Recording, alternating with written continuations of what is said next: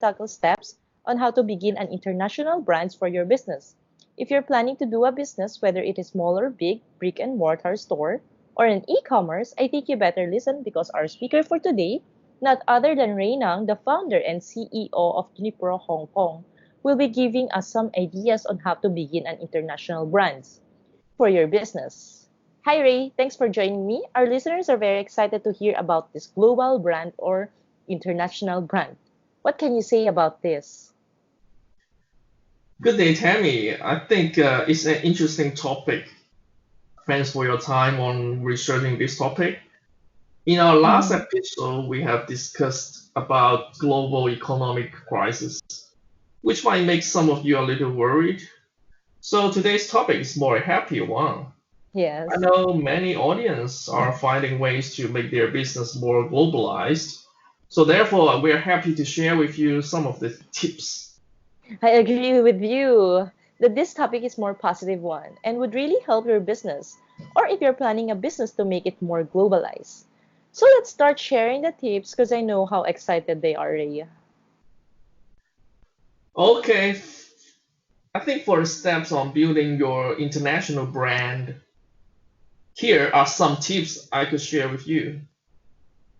First is about the market, and definitely make sure you need to have a market for your products. Mm-hmm. Second is about delivery. Make sure you can deliver it on time. Mm-hmm.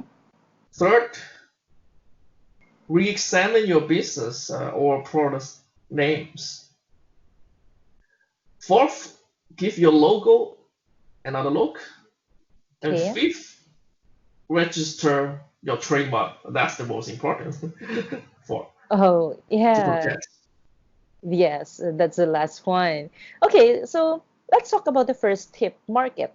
How would you know that you will have a big market for your business? Well, for today's competitive marketplace, your idea may not be enough. You probably target everyone or anyone, and this strategy might cost you so much time and money, and missing opportunities to increase your sales. So doing research is a must for everyone who is planning to make their business globalized. You have to think that your target market is a group of people who could benefit from your product or services. So defining your target market will allow you to concentrate your resources on a group or groups of people that are most likely to buy from you. So gather information like look at your uh, website analytics, or you can do interview customers and look at your competition. I Mm-hmm. think everyone has own different ways to explore. You could check statistics from the internet as a simple first step. Okay, that's great. Check statistics from the internet as a simple steps. I think everybody can do this since the website is or the internet or Google has already some informations gathered. So I think this first step would be very easy for everyone who's planning to do international brand. So to check statistics from the internet for the business that they are planning to make, I think the best is really to research about the business and for the target client. How would you know if you have chosen the right target client group? Like, who's your target market? I think we are talking about going global, and obviously you would think about this in your mind. Am I doing quite well? I'm doing quite successfully in my local market. Would I be also successful in other countries? So to play safe, if you are unsure if you also have the right target clients in other countries, It's better to cooperate with a local company offering similar products or services in the target country. Once you're more certain that you will have target customers there, then you start to plan to set up a company there to provide this product or service to your end clients directly. Of course, you would need to make sure that it will not violate the cooperation terms with your existing cooperative partners there. Oh, I think this is similar to what we offer in Unipro Hong Kong. It's like if somebody wants to incorporate their company here in Hong Kong or in Singapore, then we have someone to assist them, right? Yeah, we got local partners there to assist us and our clients. Oh, this is great. So for the e-commerce business, what do you mean by making sure you can deliver, like deliver your products to the other countries or deliver your services? So how can you make sure you can deliver these things? To deliver the services or products, how do we make sure? Well, actually, delivering products on time and efficiently is not always easy, right? Mm-hmm. But if done properly, it can help you have your business stand out from the competition. From 1 hour Amazon delivery, the digital ecosystem is changing rapidly. Along with the standard delivery service, there are a lot of ways to deliver your goods or services. Get it right for the first time, meaning you have to send the item correctly. If you deliver the wrong product, then client might not order from you again, probably. Mm-hmm. So keep them safe.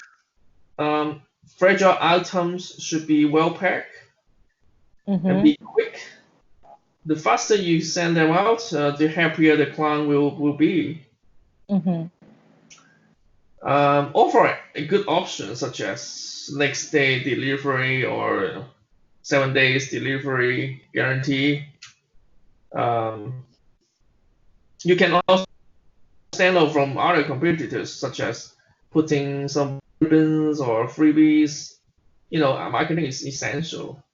Yeah. Or you can put some brochures if needed because the offline marketing repeat customers. And I think lastly, use insured courier service. If your items goes with a damage or even completely lost, then you will need to source replacement, and this will cost you more money and time. So an insured courier service will give you protection and save you from damages. Yeah, I agree with you, especially products or items coming from different countries. So this insured courier services is really a must for everybody who's ordering from other countries or international countries. So example for those who are starting their international business. This could really help them a lot, especially when it comes to delivery. As you know, we all want to be satisfied with the things we buy from online.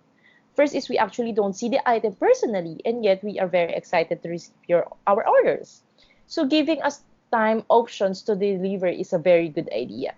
Also, we can only see them once it has arrived at our doorsteps because most of the time we check online and then we see the items online, and then once we receive it, then that's the time we can actually see the item. And we don't want to receive damaged items. So yes, I agree that insurance is a must. Now, before establishing the business or product names, we should really consider re-examine the business or product names, mostly by researching them. But how would the client make sure that the business or the product names are good? I think this is your tip number 3. How do you re-examine your business? Okay, every business should have a written business plan.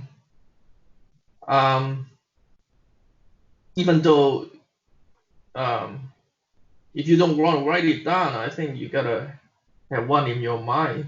And Yes. this, yeah, this business plan is quite vital for the success for your organization. Mm-hmm. You gotta research and analyze your product, your market, and your objective expertise as well. So I would say first is to do your research. You must know your company, your product, and your competition. Maybe talking to your audience might help as well. Mm-hmm. Second, determine the purpose of your plan. Whether you're self-funding or attracting investors, is it has to be clear and concise as possible.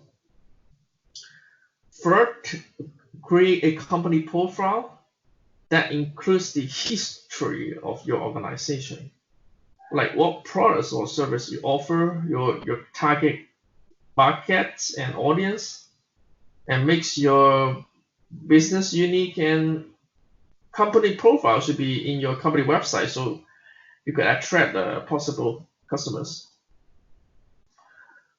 Fourth, document all aspects of your business.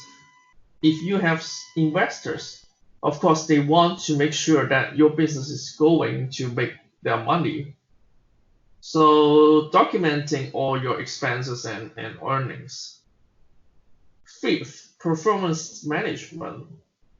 After all the hard work and planning have been done, Mm-hmm. creating, managing, and reviewing a strategy requires you to capture the relevant information, break down large chunks of information, plan priorities, capture the relevant information, and have a clear strategic vision, I would say. Yeah. Mm-hmm. Actually, you're examining your business might be very crucial for some, as there are too many informations needed for making your company globalize. Good thing you've shared some tips like research, determine your purpose of your plan, create your company profile, document all aspects of your business, and lastly, performance management. And for the tip number 4, logo of your business. This should also be in the top list when making a business, as this is very important. Because this is something that the consumers would remember, right? Do you have any tips on how to make your company logo easy to remember for the consumers? I think local design of a company can make or break the business prospect in the market. A perfectly designed logo can perfectly attract customers immediately, but wrongly designed logo can give false message and harm your business. So make sure that your logo reach a particular set of people and your logo is fully capable of representing your business. The image and design of your logo should be aligned with your business, and that will create a brand identity for your company in a competitive market. Be always remember that your logo should make a lasting impression on the market and customers. My advice would be making your company name as your company logo, as this will be easy for the customers to remember your company. This means your company name will become your brand advertising as well. Mm-hmm. So make sure keep it simple. I agree that a simple logo can attract customers immediately. For me, this is one of the most important things in building your international brand. Make it simple and unique. That's all, right? Yeah. For the last part of building your international brand, so this is your tip number 5. Registering trademark and are very important because this is the last part of establishing your business. After you check all the list, you now register trademarks. And does this cost a lot, or how do you do this? Okay. A trademark is a distinctive name, symbol, motto, or design that legally identifies a company or products or service. Also, your domain name, like the word or phrase that identifies your website. And it's very important that there are countries where you can register your trademark with very simple steps that won't cost you so much money, such as Hong Kong or China. So you can just search them online, or you can check our news feed in uniprohk.com that we can give you more insights and guides on doing this as well. Yeah, we have this in our websites in the news feed. I think we already done yeah, we're done with the podcast regarding this, and it Right. will very useful to our listeners if they are planning to register their trademarks, Yeah. right? Uh-huh. So I had a great discussion with you, Ray. Most of us know that e-commerce is going bigger in this century. So I hope this topic really helped a lot of our listeners. If ever our listeners would want to know more about this trademark registration, we also have this in our Facebook page, Unipro Consulting Limited, or YouTube channel, Unipro Consulting. Or you may also reach us at info@uniprohk.com if you need help on registering your trademark. Anyway, so that's it. Thank you for the tips you've shared on how to make your product or business more globalized or make it an international brand. I hope this could be very useful to the audience. Thank you so much, Ray. Thank you, Tammy, for this topic, and also thank you for creating the YouTube channel and our Facebook page and LinkedIn page. Thank you very much for your effort. Thank you. Bye. Bye.